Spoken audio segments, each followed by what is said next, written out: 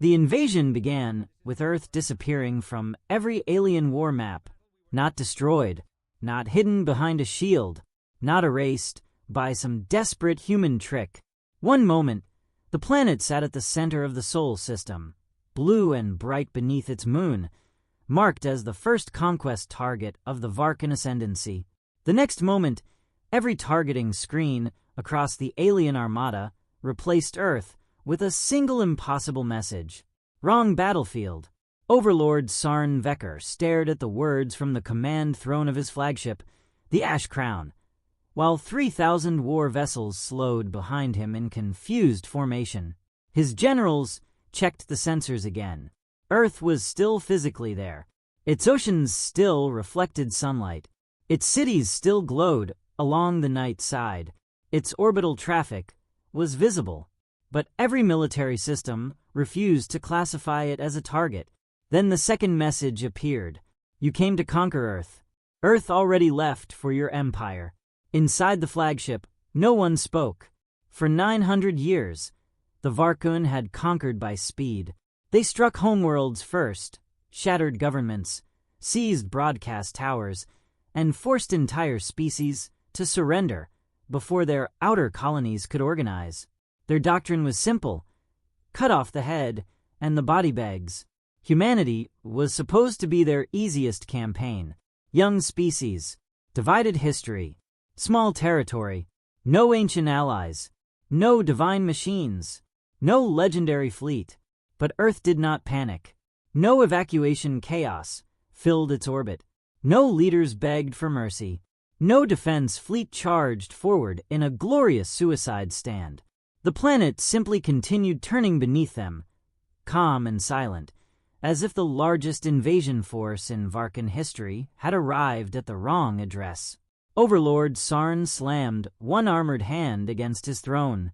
Find their command network. His intelligence priests obeyed.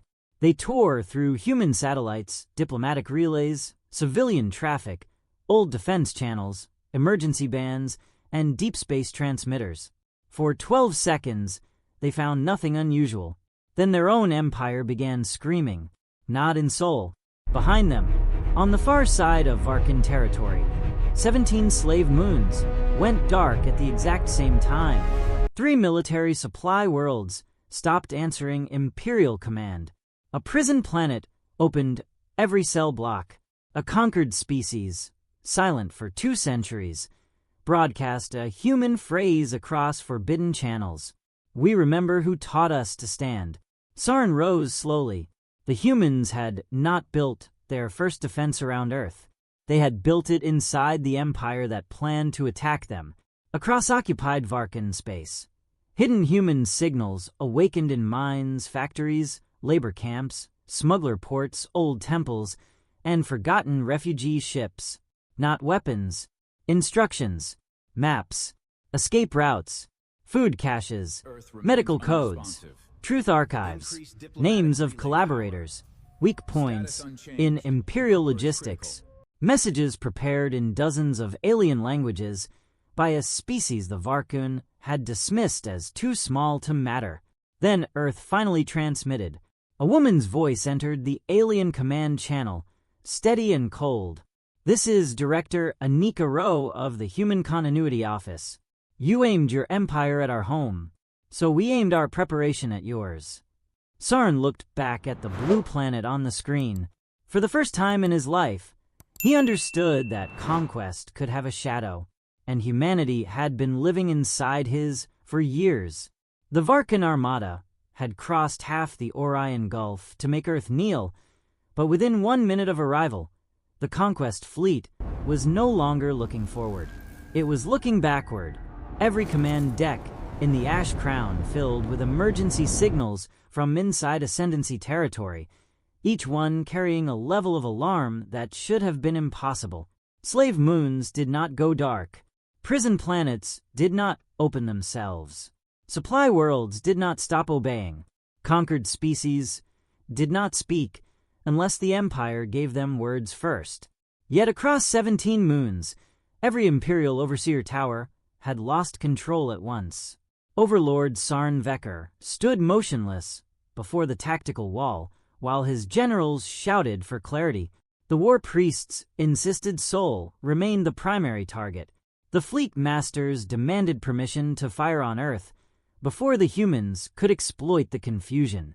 The intelligence cast flooded the room with explanations that collapsed as soon as they were spoken.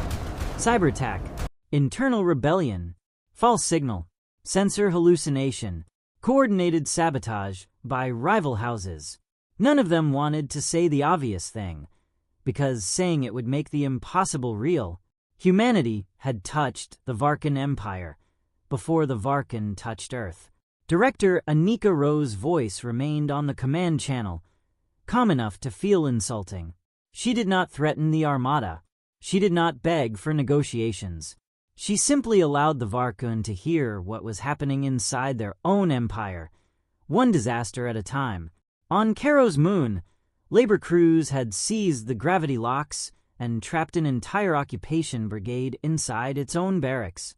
On Veltarak, food depots built for Imperial troops were being opened to the starving districts below them.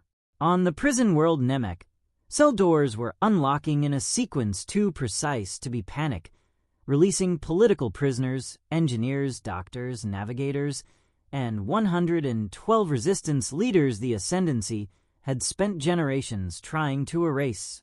Then came the worst report. The Imperial tribute routes were changing direction. Sarn leaned closer to the wall. Repeat that. A fleet analyst swallowed hard. Tribute convoys from 12 occupied sectors have altered course. They are not scattering. They are moving toward pre-selected coordinates. Whose coordinates? The analyst did not answer quickly enough. Sarn turned his full gaze on him, and the man lowered his head. Human coordinates, Overlord. The chamber went silent. For 900 years, the Varkan had built their empire on a single promise. All roads led upward. Minerals, food, fuel, workers, children selected for service, cultural artifacts stolen for imperial museums, even the bones of defeated kings, all moved toward the Ascendancy core. Every conquered world existed to feed the center. Every transport lane, every tax code, every military patrol had been designed to make resistance starve before it could stand. Now the roads were bending the wrong way. On Earth, Anika Rowe stood inside a room that officially did not exist beneath the old Himalaya listening station. Around her, hundreds of quiet human operators monitored the awakening of a plan older than many of the officers executing it. No one cheered when the slave moons went dark. No one clapped when the prison gates opened. They had trained too long to mistake activation for victory.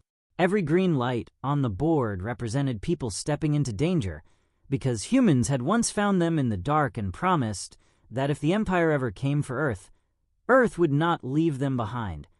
Anika watched the tribute routes turn one by one.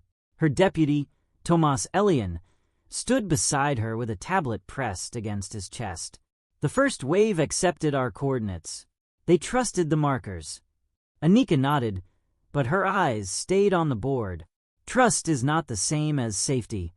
No, Tomas said, but it means they remembered. That was the first secret humanity had hidden from the galaxy. Not a fleet beneath the oceans. Not a superweapon under the moon. A network of debts, promises, rescued prisoners, smuggled teachers, healed children, repaired water systems, forbidden books, and quiet human visits to worlds the rest of the civilized sector had stopped looking at. For 87 years, Earth had traded with the Varkan through official channels, while its doctors, engineers, linguists, and intelligence couriers moved through the Empire's cracks. Humans had not told oppressed worlds to rebel. They had done something more dangerous. They taught them how to survive long enough to choose the moment themselves. In Sol orbit, Sarn finally ordered the first strike group forward. If Earth wanted to distract him with unrest, he would answer with fire. 12 spear cruisers broke from the Armada and aimed their lances at Earth's communication belt. The planet was still visible, still reachable, still vulnerable. whatever infection humans had placed inside his empire, it could be burned out after the homeworld was broken. The cruisers charged weapons. Earth did not raise a shield. Instead, every captured Varkun civilian worker inside human-protected space appeared on the open channel. Not prisoners, workers, refugees, mechanics, children born in hidden camps after their parents fled imperial debt chains. They spoke one after another in Varkan dialects the noble caste had outlawed, naming the mines they escaped, the overseers who sold their families, the tribute ships that carried them, and the human crews who had smuggled them to safety. The spear cruisers hesitated. It lasted only 4 seconds, but 4 seconds was enough for every ship in the armada to receive the broadcast. The Varkan had been told humans were soft because they valued life. Now the crews saw the trap inside that softness. Earth had not surrounded itself with hostages. It had surrounded itself with witnesses. Sarn's voice dropped into something colder than rage. Cut the channel. The broadcast vanished. Then a new signal rose from deep inside the Ascendancy core, from a place no human transmission should have reached. It came from the Imperial capital's lowest district, beneath the throne towers, where conquered servants maintained the engines that powered the palace shields. The message contained no speech, only a map. It showed the hidden access route to Sarn's own throne world, and beneath it, in human script translated into Varkan command language, were 6 words that made every officer on the Ash Crown stop breathing. You left your heart undefended. The map of the Imperial heart should not have existed. Not on a human channel, not inside the Ash Crown, not in front of 3,000 Varkan warships that had crossed the Orion Gulf, believing Earth was the vulnerable world. The throne planet of Asgard Prime was not merely protected by fleets and shields. It was protected by ignorance. Its lower districts were unmapped by design. Its servant tunnels were changed every cycle. Its palace engines were maintained by bloodbound labor castes who were never permitted to leave, never permitted to learn written navigation, and never permitted to speak to outsiders. Yet the map was accurate. Overlord Sarn Vekker knew it before any officer dared to confirm it. He recognized the old shield arteries beneath the throne towers, the hidden thermal vents under the Imperial Sanctum, the emergency passage reserved for his own bloodline. He recognized the private evacuation route that only 5 living beings were supposed to know. Humanity had not guessed. Humanity has been there. The war room aboard the Ash Crown became colder than space. Trace the signal, Sarn ordered. The intelligence priests bent over their consoles with shaking hands. One by one, their screens returned the same impossible result. The signal had not come from Earth. It had not come from a rebel moon or a hijacked satellite. It had risen from Asgard Prime itself, from beneath the throne towers, through maintenance lines older than the current dynasty.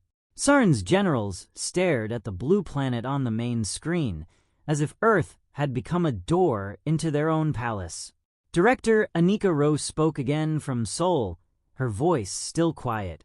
You built an empire where every conquered hand was forced to carry your weight. We only taught those hands where the pressure points were. Sarn's lips pulled back from his teeth. You corrupted servants. No, Anika replied. We listened to them. That answer moved through the Varkan command deck like a physical wound. Corruption could be punished. Espionage could be hunted. But listening was harder to make illegal without admitting that the Empire had survived by making silence mandatory. At the Himalaya listening station, Anika watched the enemy fleet pause in Earth's orbit and felt no relief. The plan was working, and that was exactly why it terrified her. Every successful signal meant hidden allies were exposing themselves. Every supply route that turned away from the Imperial core painted a target over the crews brave enough to move. Humanity had spent decades building a network that could survive discovery, but survival was never guaranteed. It was only improved by preparation and paid for by courage. Tomas Elian highlighted the next alert. Asker Lower District has entered Phase 3. Palace shield stability dropping by 6%. Anika's face tightened. Too early. They are moving faster than the schedule. They are scared. They are inspired, Tomas said. Anika looked at him sharply. Those are often the same thing. Across the Varkan Empire, the rebellion did not look like rebellion at first. That was the second thing humanity had taught them. Do not begin with banners. Begin with doors. Begin with food. Begin with water. Begin with the systems tyrants forget, because tyrants mistake obedience for infrastructure.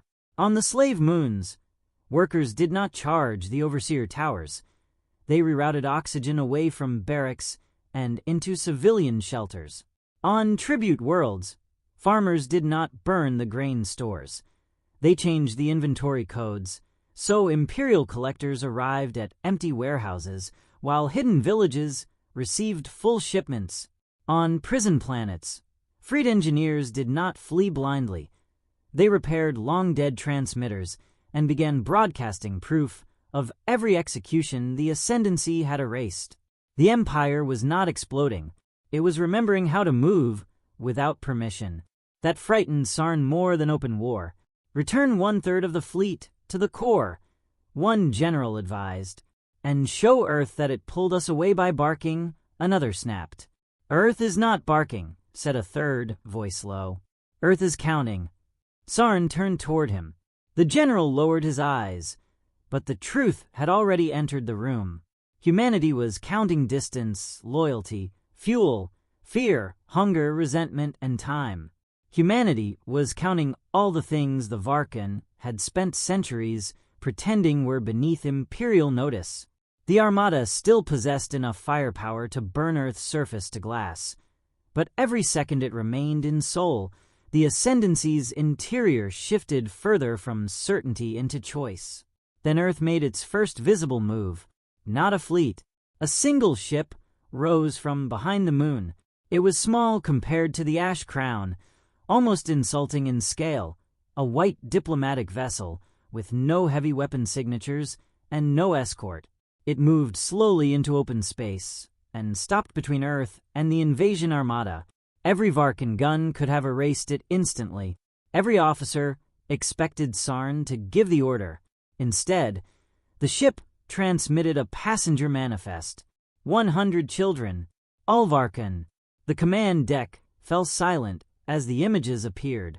Children from debt camps, from noble hostage lines, from illegal breeding wards, from conquered border houses whose young had been taken as tribute and hidden inside imperial institutions. Humanity had found them. Humanity had removed them. Humanity had kept them alive. Sarn's eyes widened not with compassion, but recognition. Among the children was a boy with silver markings along his brow, the genetic sign of a minor royal line, declared extinct after a succession purge 40 years earlier. Anika's voice entered the channel. These children are being transferred to neutral sanctuary.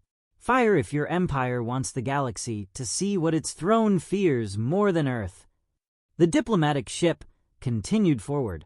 For the first time in 900 years, the Varkan Armada parted for something smaller than itself.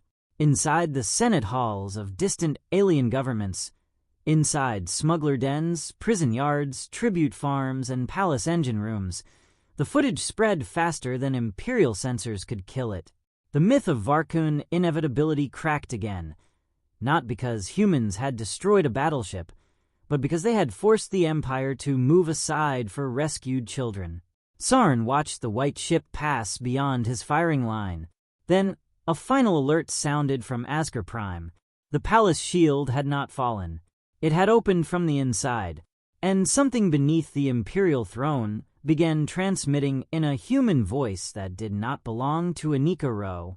The human voice rising from beneath the imperial throne was older than Anika Ro's, softer than any battlefield transmission, and far more dangerous than a threat. It came through the open palace shield like a ghost walking out of a locked room. carrying the faint crackle of buried equipment that had waited too long in darkness. "This is Dr. Samir Vey of the Terran Relief Mission," the voice said. "If this message is active, then the Ascendancy has aimed its fleet at Earth, and the people beneath Asker Prime have chosen to stop carrying the throne alone." Overlord Sarnvecker did not move. No one on the Ash Crown breathed loudly enough to be heard. The name meant nothing to most Varkan officers, but Anika Rowe knew it instantly. Samir Vey had vanished 71 years ago during an illegal medical mission near the Varkan border. Officially, Earth had claimed his ship was lost to engine failure. Unofficially, his team had crossed into Ascendancy space to treat plague victims in a servant district the Empire refused to acknowledge existed. They had never come home. Now his voice was inside the Imperial Palace. The transmission continued. "We did not come here to conquer you. We came because your lower districts were dying under a city that refused to look down. We treated fever. We repaired water. We taught your engineers how to bypass the locks that kept medicine above and rot below. We left tools. We left maps. We left one instruction. Never rise for humanity. Rise only when you decide your children deserve more than obedience." Across the Empire, the message spread through palace maintenance lines, tribute stations, labor moons, military academies, and stolen civilian transmitters. The rebellion that had begun with doors and food now gained a memory. Not a rumor, not propaganda.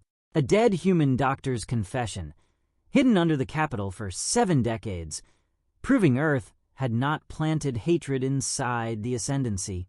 It had planted the possibility of survival. Sarn's face twisted. "Erase it." The intelligence priests tried. They failed. The message was not broadcasting from one source. It was repeating through thousands of low-system devices built into the neglected machinery of Asker Prime. Water pumps, pressure valves, old clinic generators, emergency lamps, oxygen scrubbers, heat regulators, and the forgotten service grid that kept the Imperial capital alive beneath its golden towers. To erase the message, the palace would have to shut down the lower city.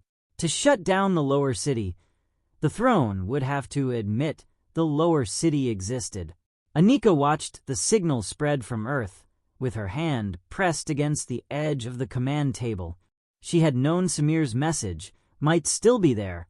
She had not known whether anyone under Asker had survived long enough to protect it. That was the cruelest part of long preparation. You left hope inside the dark and never knew whether history had eaten it. Tomas Elian read the next report, and his voice tightened. Ascendancy internal security is moving into the lower districts. Heavy units. Civilian suppression pattern. Anika closed her eyes for one breath. How many? Too many. On the main board, Asker Prime opened like a wound. Imperial troops flooded downward from the throne levels into the engine districts.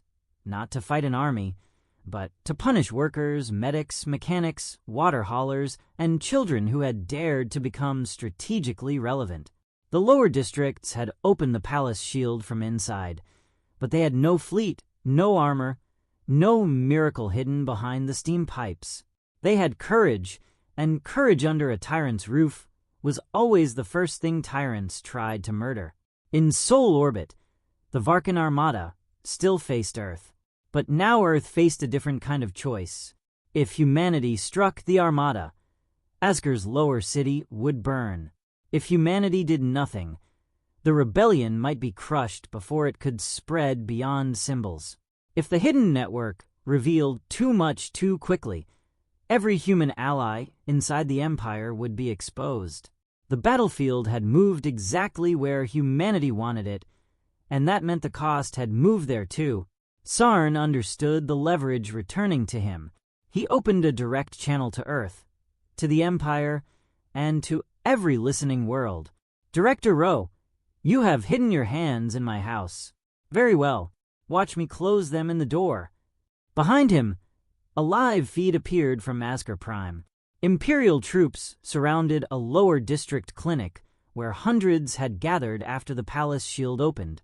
Some were injured workers. Some were escaped servants. Some were children carrying the old blue markings of waterline families, the caste forced for centuries to maintain the systems that kept the throne towers shining.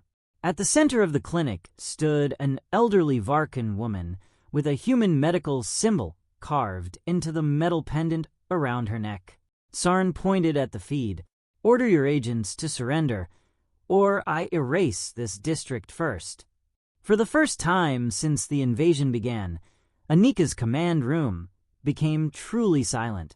Tomas looked at her, waiting for the answer a leader was supposed to have. But there was no clean answer.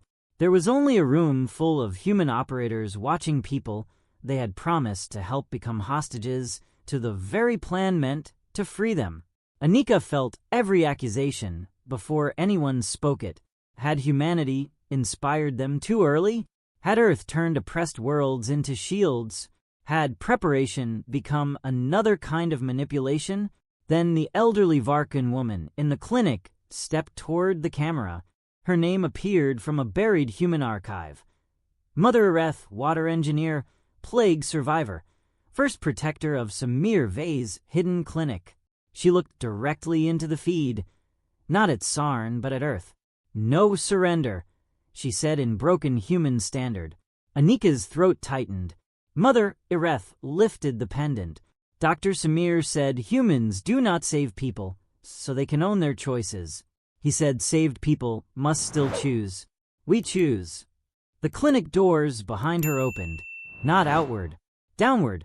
Beneath the clinic floor, old maintenance lifts activated, carrying hundreds of civilians into tunnels the palace maps no longer recognized, because human relief workers and Varkan engineers had spent decades changing them one pipe at a time.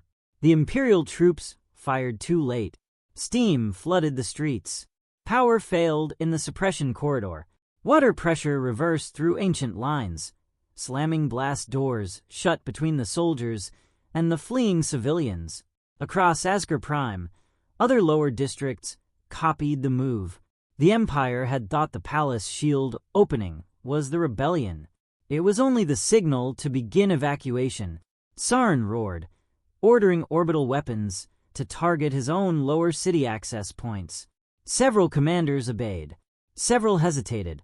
One defense platform refused entirely, transmitting that it would not fire on Asgard civilians under Imperial law. Within seconds, Sarn's own capital defense grid began splitting into loyal and defiant sections. Anika saw the opening. "Activate harbor chain," she ordered. From the dark side of Asgard's moons, dozens of unregistered cargo vessels lit their engines. They were ugly ships, patched together from smuggler hulls, mining frames, and old human relief craft officially scrapped decades earlier. They carried no invasion troops. They carried docking collars, medical bays, food printers, shield stretchers, and empty space for refugees. The Varkans stared in disbelief. Humanity had not sent warships to the Imperial heart. It had sent rescue ships years before the war began. The first harbor vessel broke atmosphere over Asgard's lower district, broadcasting in Varkan and human languages together. "Run toward the blue lights." Mother Areth looked up as the sky above the throne world filled with impossible mercy. And then the Ash Crown's deepest war alarm sounded. A new fleet had entered Sol behind the human moon, but it was not human, not Varkan, and not loyal to any known power. Its ships carried the markings of species the Ascendancy had supposedly exterminated centuries ago. The unknown fleet emerged behind Luna without warning, and for one breath every weapon in Sol pointed at it. The ships were old, scarred, and mismatched, nothing like the polished terror of the Varkan Armada. Some hulls looked as if they had been rebuilt from graveyard metal. Others carried engine patterns that belonged to extinct navies, lost rebellions, and erased border clans. Their formation should have been chaotic, but it was not. It moved with the hard discipline of people who had spent centuries surviving without permission. Across the Ash Crown, Varkan officers began recognizing the markings. The red spiral of the Yethari, who had supposedly died in the glassing of Namur. The white claw of the Oscuan freeholds, whose last city had been displayed in imperial museums as ash inside ceremonial jars. The broken sun of the Ilveran choir, recorded in Varkan history as extinct after refusing tribute 8 generations earlier. One by one, ghosts from the Empire's proudest massacres appeared in Earth's sky. Overlord Sarn Vekker stared at them with growing disbelief. "These species are dead," he said. Director Anika Rowe's voice answered from Earth. "No, you only stopped counting them." The words struck the Armada harder than any missile. For centuries, the Ascendancy had not merely conquered worlds, it had edited them. When a species resisted too deeply, the Varkan declared them extinct, destroyed their public archives, seized their children, and turned survivors into nameless labor hidden among other populations. The Empire did not fear enemies. It feared memory. Memory gave defeat a direction. Memory let the buried become organized. And humanity had found the buried.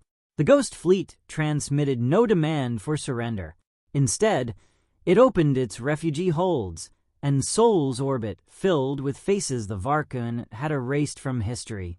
Elder warriors with ceremonial scars, forbidden under imperial law, children learning languages their grandparents had whispered only in basements, engineers who had rebuilt dead ships from stolen parts, pilots trained on simulators hidden inside cargo containers, entire bloodlines preserved because human smugglers, doctors, teachers, and archivists had refused to accept that imperial records were the same thing as truth.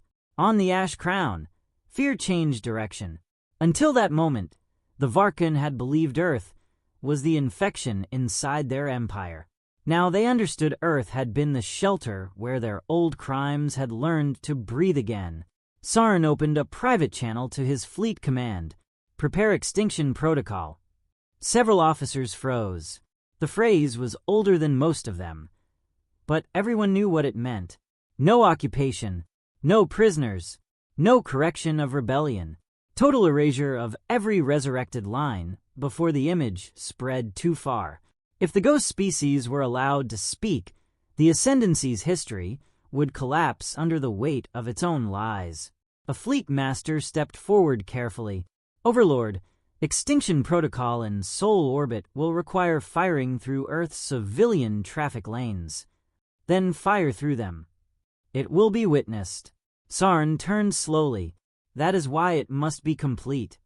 The fleet master lowered his eyes, but did not immediately transmit the order. That delay mattered. Anika saw it from the Himalaya station. More importantly, she saw the same hesitation ripple through 12 Varkan command nodes. The Ascendancy was still powerful, still deadly, still surrounding Earth with enough firepower to murder a planet, but the clean line of obedience had been cut. Every revelation made the next order heavier. Every rescued child, every opened prison, every living extinct species forced Varkan crews to choose between loyalty and the evidence in front of their own eyes. Tomas Elian leaned over his console. "Ghost Fleet shields are weak. If Sarn commits full barrage, they cannot survive longer than 3 minutes." Anika's face remained unreadable. "They know. They came anyway." "Yes," she said. "That is what makes them free." The Ghost Fleet began moving, not toward the Varkan Armada, toward Earth. For a moment, the maneuver looked like retreat.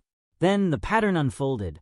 The old ships arranged themselves around Earth's orbital refugee corridors, placing their broken hulls between the Varkun and every evacuation route humanity had opened.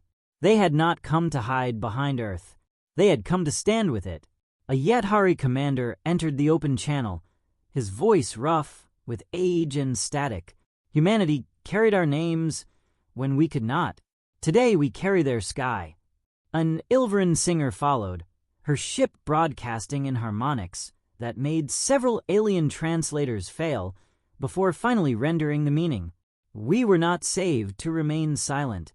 Then thousands of ghost ships lit their defensive fields. The fields were weak, outdated, and uneven. Against the Ash Crown's main batteries, they were almost nothing. But across the watching armada, the symbolism was devastating. The supposedly extinct had returned, and their first act was not revenge. It was protection. Sarn's extinction order finally reached the firing chain. The Ash Crown charged its forward array. Earth still did not raise a planetary shield. Instead, Anika activated the part of the plan even her own staff had hoped would never be needed. Release the Black Ledger. Tomas looked at her in shock. All of it. All of it. The Black Ledger entered every Varkan network at once. It was not a weapon in the normal sense. It did not break engines or overload reactors. It opened archives, names, dates, orders, secret executions, hidden breeding programs, sold children, purged bloodlines, false extinction reports, noble families who profited from illegal labor, priests who blessed massacres and later called them plagues, military houses that built their wealth from erased peoples. Every crime the Ascendancy had buried appeared with signatures, evidence, witness recordings, genetic records, and survivor testimony. Then came the final section. It showed which Varkan officers in the Sol Armada were descended from conquered species. The command decks fell apart without a shot. A navigator on a destroyer discovered her grandmother had not been Varkan by birth, but Ilverin, taken as a child and renamed. A weapons officer on the Ash Crown learned his bloodline came from the Oscuan freeholds. A priest captain found his own family seal attached to a slave transfer document. Across the fleet, identity itself became battlefield. The Empire had not only killed civilizations, it had swallowed them, renamed them, and put their descendants in uniform. Sarn realized what humanity had done. They had not built a rebellion outside his fleet. They had awakened one inside it. The Ash Crown's forward array reached full charge. The firing order flashed through the bridge. No one moved. Sarn stood from his throne, drawing his ceremonial blade. Obey! The weapons officer looked at the ghost fleet on screen, then at the Black Ledger, then at the Overlord. My grandmother had a name before your empire gave her a number, he said. Sarn killed him where he stood. The bridge erupted, not in chaos, in decision. Two officers tackled the intelligence priest reaching for the purge controls. A junior navigator locked the firing array. Palace loyalists drew weapons. The Ash Crown, greatest ship of the Ascendancy, became a battlefield inside its own command deck while Earth turned silently below. Then the ship's main cannon fired, but not at Earth. The beam tore past the ghost fleet, missed Luna by a narrow margin, and struck the Varkan command relay behind the Armada, severing the throne link that held half the fleet under Sarn's direct authority. Across Sol, thousands of Varkan ships suddenly received one final human transmission. You are not surrounded by enemies. You are surrounded by exits. The throne link died in a flash of white fire, and for the first time in 900 years, the Varkan Armada heard silence where obedience used to live. It lasted less than 3 seconds. Then every ship began choosing what it was. Some captains cut their weapons and drifted backward from Earth, with reactor cores trembling under emergency shutdown. Some loyalist commanders screamed for manual control and ordered their crews to restore the chain of command by force. Some vessels locked themselves from the inside as lower decks rose against officers whose uniforms suddenly looked less like authority and more like cages. Across Sol, the perfect invasion formation fractured into hundreds of private wars, each one contained inside metal hulls, filled with people discovering that the Empire had lied not only about its enemies, but about their own blood. Director Anika Rowe watched it from the Himalaya station without blinking. Around her, human operators tracked mutinies, reactor spikes, refugee corridors, weapons locks, and distress signals from both sides. No one celebrated the relay's destruction. The Armada was no longer one monster, and that made it more dangerous. A single empire could be predicted. 1,000 terrified ships with wounded pride, broken faith, and loaded cannons could become anything. Tomas Elian's voice cut through the room. Loyalist cluster forming near the Ash Crown. 48 heavy ships. They are ignoring surrender traffic. Target. Tomas swallowed. Earth. The answer was not surprising. That made it worse. On the main display, the Loyalist cluster burned free from the chaos, gathering around the wounded flagship like iron filings around a magnet. Sarn Vecker still lived.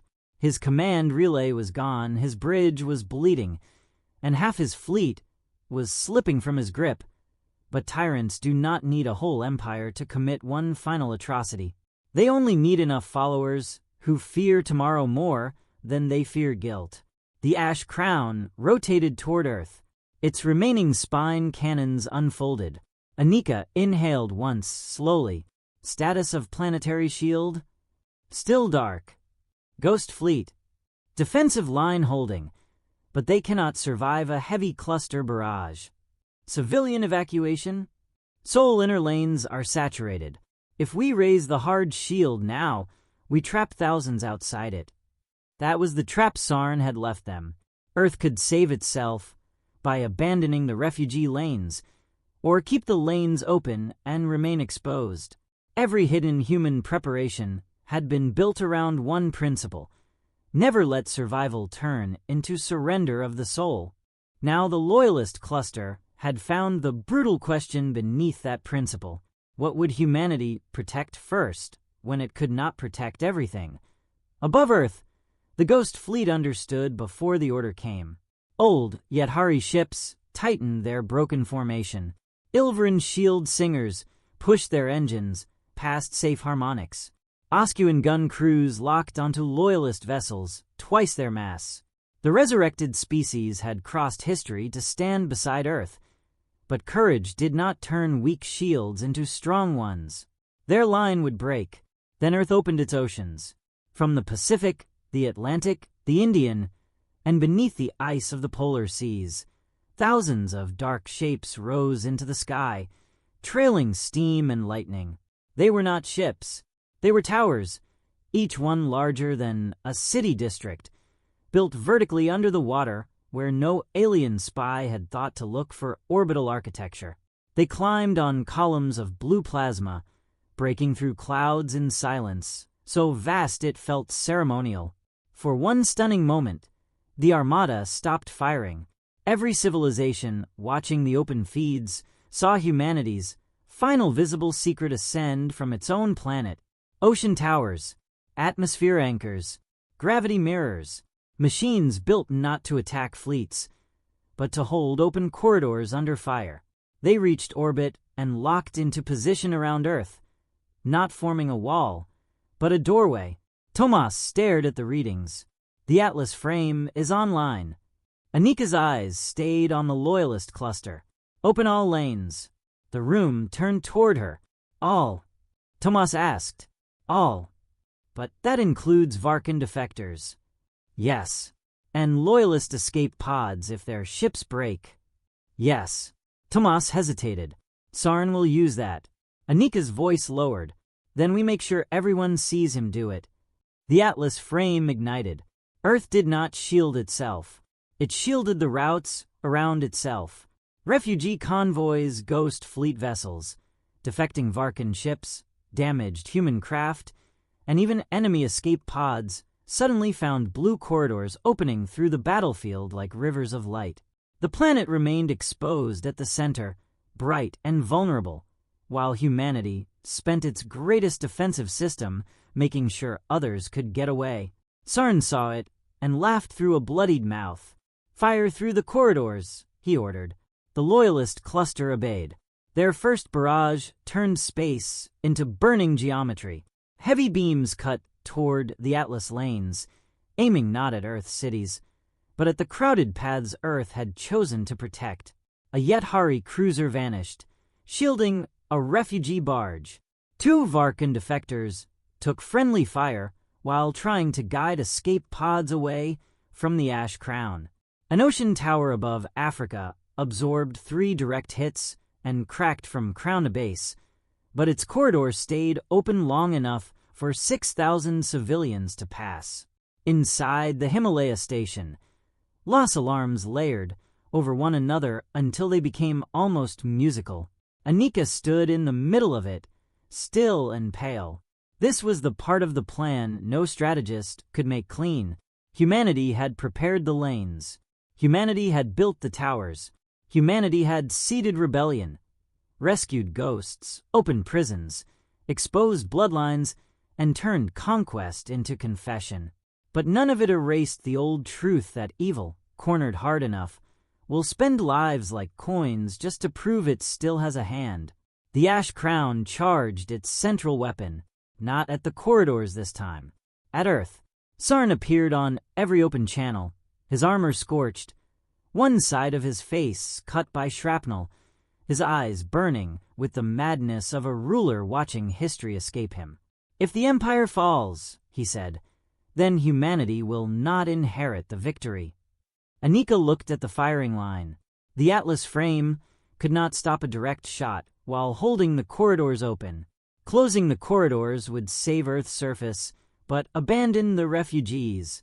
Keeping them open would leave the planet vulnerable. There were still too many ships in transit, too many children, too many wounded, too many people who had believed the human promise. Tomas whispered, "Director, I know. We have 16 seconds. I know." For the first time, Anika looked away from the display and toward the old wall behind the command floor. It held no flags, no heroic portraits, no carved slogans. Only names. Thousands of names from 87 years of hidden work. Doctors lost beyond borders. Smugglers executed in prison yards. Teachers who vanished after opening forbidden schools. Engineers who died building water systems under alien cities, human and non-human together. The wall had never been built for glory. It had been built to remind every commander what preparation cost before anyone called it victory. Anika turned back. "Activate homeward clause." Tomas froze. "That is not a defense protocol." "No," she said. "It is a promise." He entered the command. Every human ship in Seoul received the same order. Every ghost vessel, every defecting Varkan ship that had accepted the open lanes, every rescued convoy, every free captain who had chosen Earth's side. The message was simple, translated into every known language. Earth holds the door. You decide whether it stands alone. The Ash Crown fired. At the same moment, ships moved, not under human command, not under forced coordination. They moved because they chose to. Ghost fleet cruisers, human freighters, Varkan defectors, rescued prison transports, smuggler ships, broken miners, and even 3 former tribute carriers crossed into the beam's path. Individually, none could stop it. Together, layer by layer, hull by hull, shield by shield, sacrifice by sacrifice, they bent the killing light away from Earth. The beam missed the planet by less than a city's width. It struck the moon's far side dust and carved a glowing wound across ancient stone. The battlefield went silent. Then the first free Varkan captain opened a channel to the Ash Crown. His voice shook, but it did not break. "Sarn Vekker, by the law you buried and the people you betrayed, you are no longer the ascendancy." One by one, other ships repeated it. Ghost species, human commanders, former slave crews, defecting nobles, prison transports, medical barges. The words spread across Seoul, then through the open routes, then into the Empire itself. You are no longer the ascendancy. Sarn stared at the wall of ships between him and Earth. His loyalist cluster waited for his next command. But behind him, on the Ash Crown, The doors to his throne deck unlocked from the inside. The doors to Sarnvecker's throne deck unlocked with a sound so small it should have been swallowed by the alarms. But every loyalist officer on the Ash Crown heard it. It was the sound of sealed authority failing. It was the sound of servants, engineers, wounded deckhands, hidden descendants, and frightened soldiers discovering that a throne was only untouchable, while the people around it agreed not to touch it. Sarn turned from the forward screen slowly. His ceremonial blade was still wet from the weapons officer he had killed. Behind him, the loyalist cluster waited for a final order to fire again, to burn through the shield of chosen ships, to tear open Earth's refugee corridors, to make the galaxy afraid enough to call cruelty strength one more time. But inside his own flagship, footsteps were approaching from every corridor. Not one faction, not one mutiny, many. A maintenance chief from the lower engine decks came first, carrying a plasma cutter instead of a rifle. Behind her stood navigation cadets, medical crews, debt-borne technicians, 2 wounded Marines, and an old priest whose hands shook as he removed the imperial crest from his robe. They were not united by training. They were united by what the Black Ledger had shown them. Some had learned their ancestors were stolen. Some had learned their families had profited from theft. Some had learned both and could no longer separate shame from duty. Sarn lifted his blade. You exist because the Ascendancy gave you order. The maintenance chief looked past him at Earth, still bright beyond the cracked command glass. No, she said. We exist because everyone you buried kept breathing. The throne deck erupted. Sarn's personal guard fired first, and the front line of mutineers fell. But the second line did not run. They surged forward through smoke and sparks, not like soldiers seeking glory, but like workers forcing open a jammed machine before it killed everyone in the room. Across the flagship, control nodes changed hands deck by deck.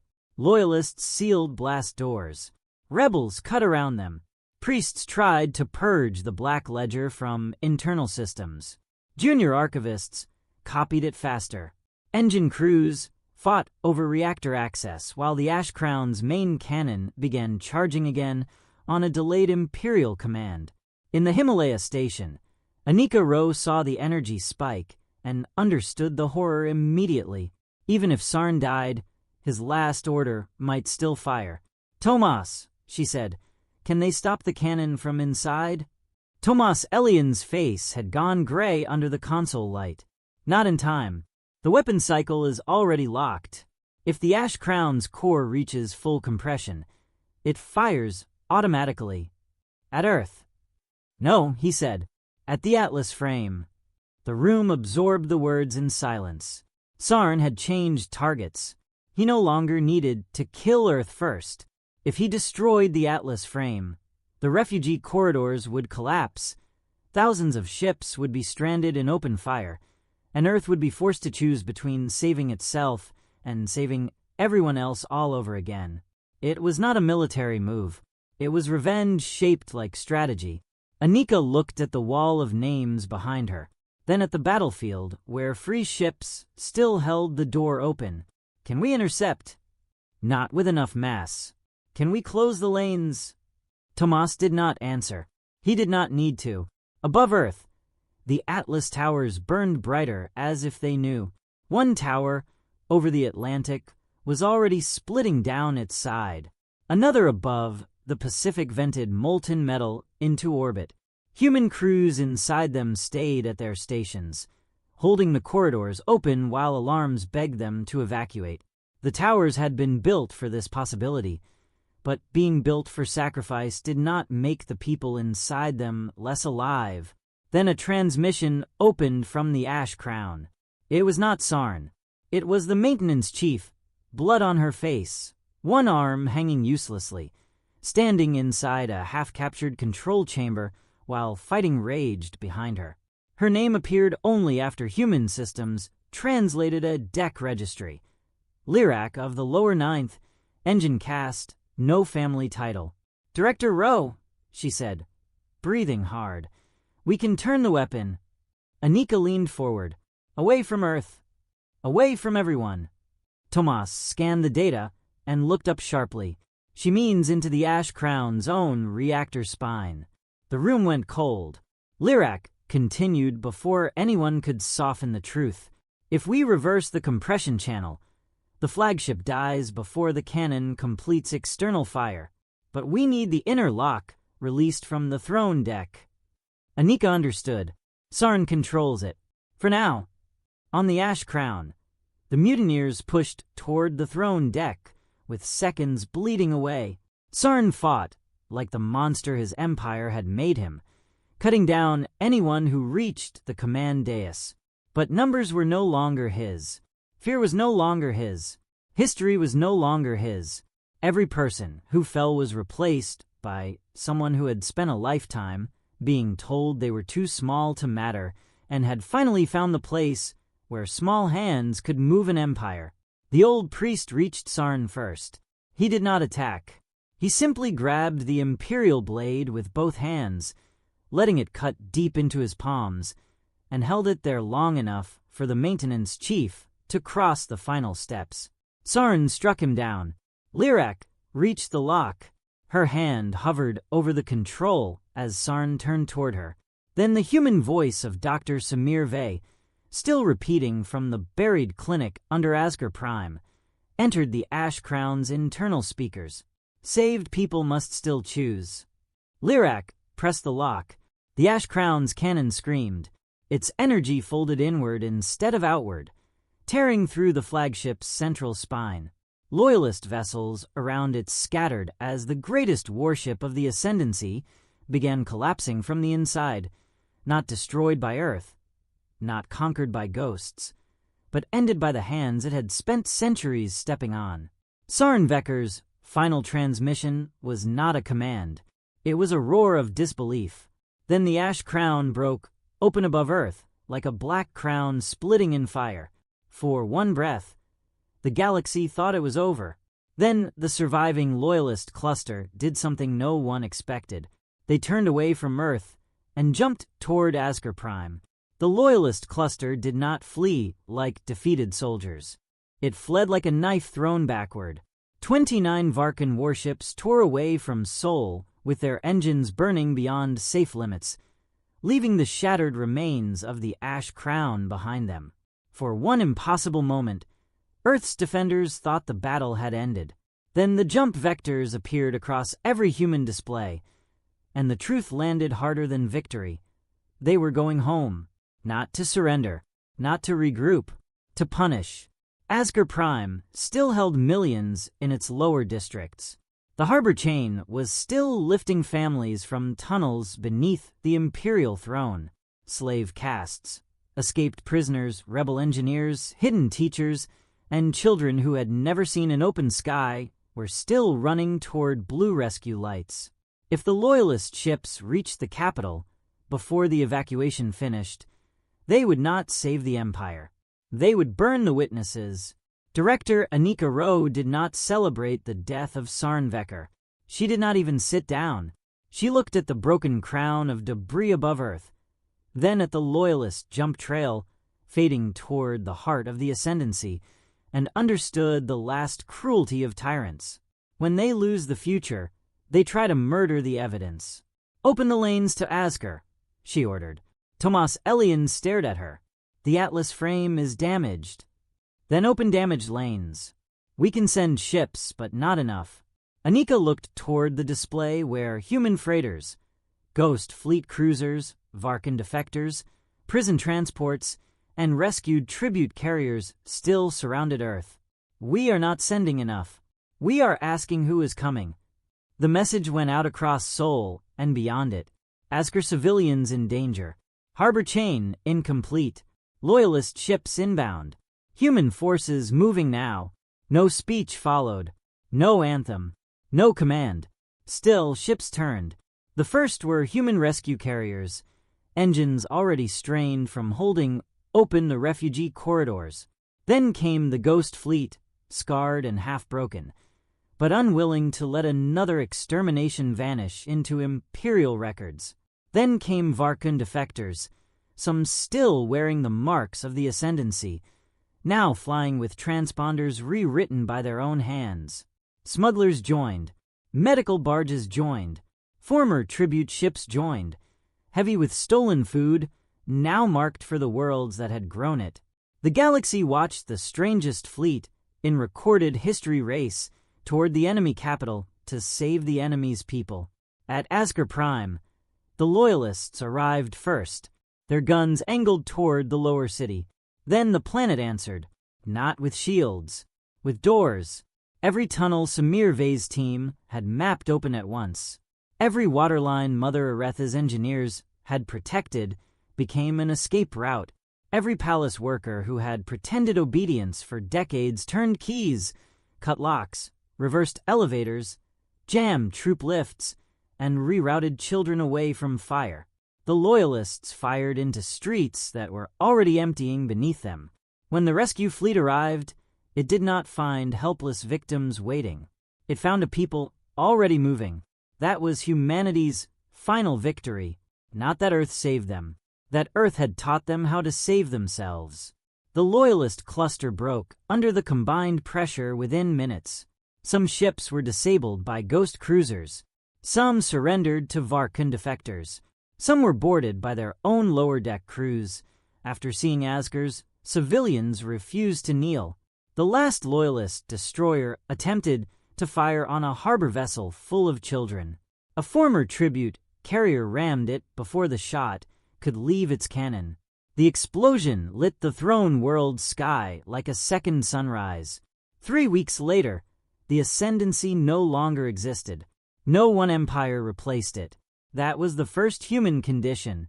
The conquered worlds formed councils of their own, messy, angry, imperfect, alive. Asker Prime became a reconstruction zone instead of a throne. The ghost species reclaimed their names publicly. The Black Ledger remained open, not as revenge, but as warning. Every crime would be remembered. Every survivor would be counted. Earth refused tribute. That shocked them more than the war. When the new councils offered resources, territory, and military allegiance, Anika Rowe declined all of it. Humanity accepted memorial rights, refugee cooperation, shared archives, and one promise: no world would ever again be declared extinct by the people trying to erase it. Months later, Anika stood beneath the restored sky of Asker's lower city beside Mother Areth. Children ran through streets where Imperial soldiers had once marched. Blue rescue lights still hung from the old clinic walls, not because they were needed anymore, but because no one wanted to take them down. Mother Areth looked at the human director and said, "You could have conquered us after he fell." Anika shook her head. "We did not come to inherit your chains." "Then why did you come?" Anika looked upward, where Earth ships, ghost ships, and free Varkun vessels moved together through the rebuilt traffic lanes. "Because one day, someone was going to aim an empire at our home," she said. "And we decided our best defense was making sure that empire was full of people who knew they deserved better." Mother Areth was quiet for a long time. Then she smiled. Across the stars, the story spread faster than any invasion fleet ever had. The Varkun had gone to Earth, expecting a fragile planet. They found a species that did not defend itself by building higher walls, but by planting courage inside the places its enemies thought were already conquered. And in a sealed human archive beneath the Himalayas, the final line of the continuity plan was updated for every generation after. If they come for Earth, do not only guard the door, teach the shadows behind them to open,